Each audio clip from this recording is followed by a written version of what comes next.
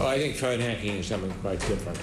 But I do believe that investigative journalism, particularly competitive, does lead to a more transparent and open society, inconvenient though that may be to many people. And I think we are a better society because of it.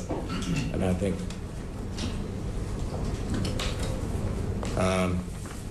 we are probably more an open society than even the United States. Where do you draw the line with that, if I may ask? Where are the boundaries of legitimate investigation? What's out of bounds? Well, there was a great... Well, we'd done it would have been a terrible outcry.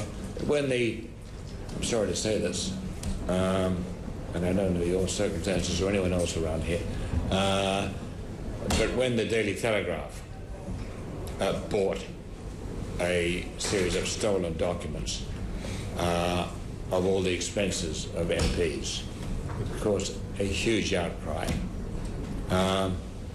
one of which I feel has not been properly addressed.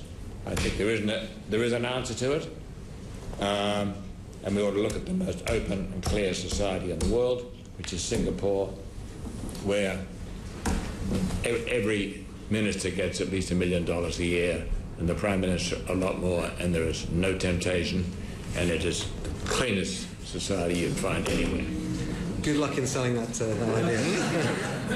May I help, Mr. Collins? No, I mean that seriously.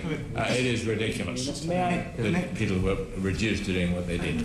May I help, Mr. Collins? Which is that because I think it's a very good question, and I think it's a really important question, and I understand it's going to be one of the subjects of the judicial inquiry which the Prime Minister announced last week, which as a company we immediately welcomed and we look forward to.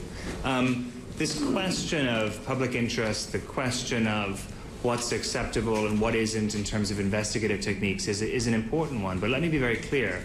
The codes of conduct of News Corporation globally for our employees, journalists or otherwise are very clear that breaking the law is a very, very serious matter. It should be, people who are lawbreakers should be held to account.